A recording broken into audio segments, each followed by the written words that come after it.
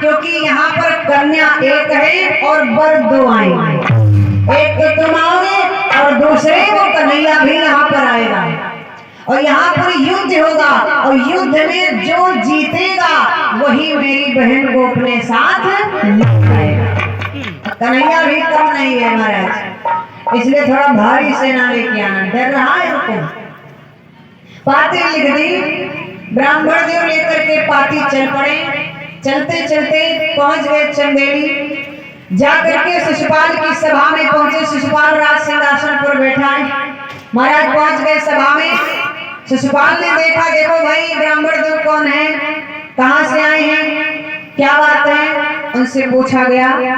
ब्राह्मण देव से पूछा गया महाराज कैसे आना हुआ, तो उन्होंने कहा कि हम शिशुपाल के लिए टीका पत्र लेकर के आए हैं। शिशुपाल ने कहा हमारे लिए टीका पत्र, कहां से आए हो? बोले हम कुंदनपुर से आए हैं, हमको रुकुम ने भेजा है, अपनी बहन का विवाह रुकुम आपके साथ करना चाहते हैं, इसलिए हम टीका पत्र लेके आए हैं। जैसे ये खबर सभा के बीच में सबने सुनी, शिशुपाल ने सुनी, तो शिशुपाल बड़ा प्रसन्न हुआ और भी सभा में जितने सब थे सब प्रसन्न हो गए, लेकिन शिशुपाल का जो मंत्री था वो प्रसन्न नहीं हुआ। भैया शिशुपाल का मंत्री प्रसन्न नहीं हुआ। तो जब सबके चेहरे पर हंसी देखी शिशुपाल ने, पर अपने मंत्री के चेहरे पर हंसी नहीं देखी, तो पूछने लगा मंत्री सब तो खुश हैं हमारे विवाह से, लेकिन तुझको क्या तकलीफ है, तू नहीं हंस रहा है? मंत्री ने कहा महाराज कहो तो एक उचित सलाह दें आपको। हाँ बताओ क्या कहना चाहते हो? मंत्री ने कहा महाराज हम इसलिए प्रसन्न नहीं हुए क्योंकि ये विवाह उल्टा है, उल्टा विवाह नहीं करना चाहिए। शिशुपाल ने कहा उल्टा कैसे? तो मंत्री ने कहा आपने अपनी बहन का विवाह रुकुम के साथ किया। शिशुपाल ने कहा हाँ। आप जब जाते हो तो रुकुम के पैर छूते हो? शिशुपाल बोला हाँ। अच्छा रुकुम की जो बहन है रुक्मणी उसके भी आपने पैर छुए? बोला हाँ। तो एक बात बताओ, जिसके आपने पैर छुए वो तो आपकी बहन के समान होगी, और फिर आप उस बहन के साथ विवाह करोगे तो ये उल्टा नहीं हुआ, ये तो उल्टा हो गया। तो शिशुपाल कहता देखो हमको उल्टे सीधे से कोई मतलब है नहीं, हमारा मतलब है हमारा विवाह होना चाहिए, हमारा विवाह होना चाहिए, उल्टा सीधा से मेरा कोई लेना देना नहीं, मेरा विवाह होना चाहिए। तो मंत्री ने कहा अगर महाराज हमारी सलाह मानो तो इस विवाह से इनकार कर दो, सीधे जवाब में लिख करके पाती भेज दो कि मैं इस विवाह नहीं करूंगा, जिसके मैंने चरण छुए हैं, जिसको मैंने अपनी बहन माना, उसके साथ भला मैं विवाह कैसे कर सकता हूँ? आप वापस कर दीजिए टीका पत्र। शिशुपाल ने कहा तुम्हारे चक्कर में हम रहे तो ऐसे रह जाएंगे, इसलिए हम तुम्हारी बात नहीं मानते, जो मेरा मन चाहेगा सो हम करेंगे। तो मंत्री ने कहा तो फिर ठीक है, जैसी आपकी इच्छा, जो मन चाहे सो करो, लेकिन मैं इस विवाह से संतुष्ट नहीं हूँ। शिशुपाल ने कहा तुम्हारे संतुष्ट होने ना होने से क्या मेरा विवाह रुक जाएगा? और नहीं संतुष्ट हो तो नहीं, कोई बात नहीं, तुम नहीं बारात जाओगी, बाकी तो सब बारात जाने वाले तमाम है, छोड़ो हटाओ। शिशुपाल ने तुरंत उनसे कह दिया जो ब्राह्मण देव आए थे, बोले जाओ जाकर के रुकुम से कह दो कि मैंने उनका टीका पत्र स्वीकार किया और हम जल्द ही जल्द बारात लेकर के आ रहे हैं। इधर से पाती लिख दी कि ज्यादा समय नहीं लगेगा, हम कल ही बारात लेकर के आ रहे हैं, कल ही, ज्यादा समय नहीं। ब्राह्मण देव रुकुम के वहां पहुंच गए, कुंदनपुर वापस आ गए, सारी बात रुकुम को बताई। रुकुम ने विवाह की तैयारी करना प्रारंभ कर दिया।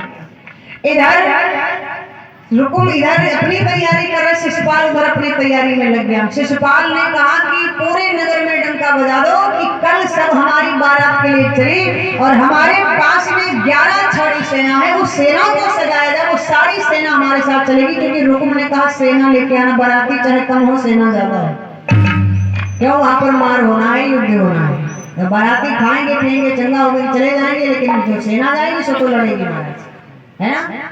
बारातियों पर ज्यादा भरोसा नहीं है। अब क्या था, सेना तैयार हुई, सब तैयार हो गए। आज का दिन व्यतीत हुआ, जब कल का दिन आए जिस दिन बारात जानी है कुंदनपुर, तो नगर के सब बाराती सज धज करके शिशुपाल के दरवाजे पर आ गए। 11 छड़ी सेना भी तैयार खड़ी है सब लड़ने के लिए। अब इधर क्या था, अभी शिशुपाल में देरी है क्योंकि वो दूल्हा नहीं बन पाया, तो अपनी बड़ी भाभी के पास में गया। शिशुपाल जो था ये 2 भाई था, इसका बड़ा भाई था जिसका नाम था दत्तवक्र, ध्यान देंगे। दंतवक्र इसका बड़ा भाई, उसका विवाह हो चुका था, तो अपनी भाभी के पास में गया, जाके बोला भाभी हमको दूल्हा बना करके तैयार करो, हम विवाह करने जा रहे हैं। तो भाभी सोचने लगी महाराज न कोई दरवाजे पर आया न कुछ, विवाह कहाँ से तय हो गया, और इतनी जल्दी इतनी फास्ट विवाह, कल ही आज ही बारात लेके जाना है। कहा हाँ विवाह ही कुछ ऐसा है इमरजेंसी विवाह, इसलिए जल्दी जाना है। जो इतनी बात कही तो उसी समय भाभी पूछती है जरा हमको भी बताओ वो खुशनसीब लड़की कौन है जिसका विवाह तुम्हारे साथ हो रहा है, हम भी तो जाने। जब इतनी बात कही तो कहा बहुत दूर की नहीं है, नजदीक की है। अरे तो बताओ तो सही बात। तो कहा शिशुपाल ने कि जो रुकुम है, रुकुम की जो बहन है रुक्मणी, उसी के साथ में विवाह करने जा रहा है।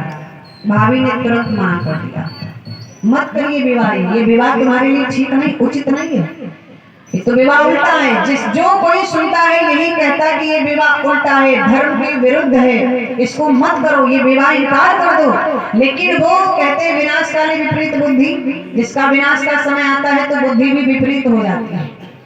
भाभी समझा रही है लेकिन वो नहीं मान रहा है, क्योंकि महाराज कहा भी गया है कि जब दुर्दशा मनुज पर आवे, जब मनुष्य का समय खराब आता है ना तो उसकी कुछ समझ में नहीं आता है। अरे जब दुर्दशा मनुज पर आवे, पहिले पड़त बुद्धि पर गाजा, धरती मैया डाई लागे, अपन पिता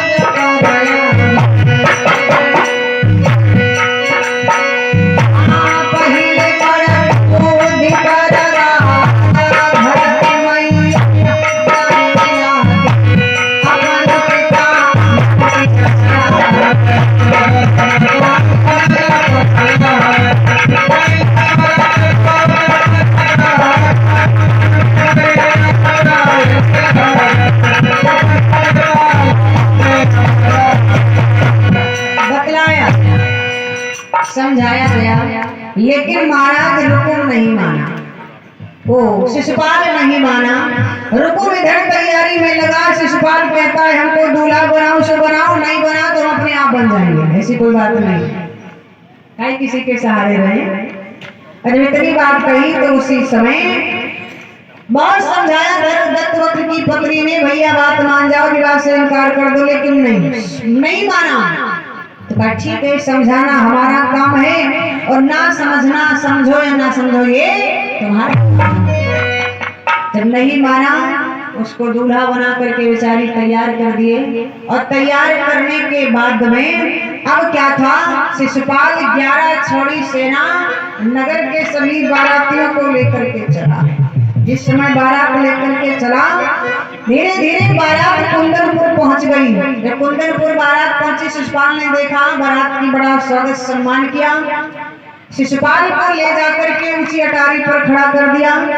शिशुपाल की जितनी सेना थी वो 3 दिशाओं में सेना लगा दी, एक दिशा में सेना नहीं लगाई, क्योंकि उस तरफ कुल देवी का मंदिर था, इसलिए उधर सेना नहीं लगाई। उधर से कोई खतरा नहीं है, खतरा 3 दिशाओं में, इधर से आएगा अगर वो आएगा। कौन आएगा भैया? नहीं आएगा, डर रहा है ना। तो क्या था, अब शिशुपाल जाकर के ऊंची अटारी पर खड़ा हो गया। इधर रुक्मणी जो है वो रो रही है, विचार करती है कि आज मुझे तो ऐसा लग रहा है कि मेरा भाई नहीं मानेगा, लेकिन मैं करूंगी क्या। अपनी सखियों को बुलाया, और सखियां जब आई तो वो रुक्मणी से कहती है कि देखो तुम्हारा विवाह किसके साथ में हो रहा है, ऊंची गद्दी है, राजा है, अच्छा राजकुमार है, जिससे दिग्पाल देवता गंधर्व सभी डरते हैं, कितना अच्छा तुम्हारा वर है। उसी समय रुक्मणी कहती है अच्छा वर नहीं है, ये राक्षस है, इसके साथ में विवाह नहीं कर सकती, इससे पहले कि मैं अपने प्राण दे दूं पर विवाह नहीं कर सकती। और ये बातें चल ही रही थी, तब तक एक पंडित जी आ पहुंचे। पंडित जी आ पहुंचे, पंडित जी आवाज लगाते, अरे भाई कोई है घर में? रुक्मणी दौड़ के गई, आई हमारा स्वागत है आपका, आओ। क्या बात है बिटिया, तुम्हारी आंखों में आंसू रो रहे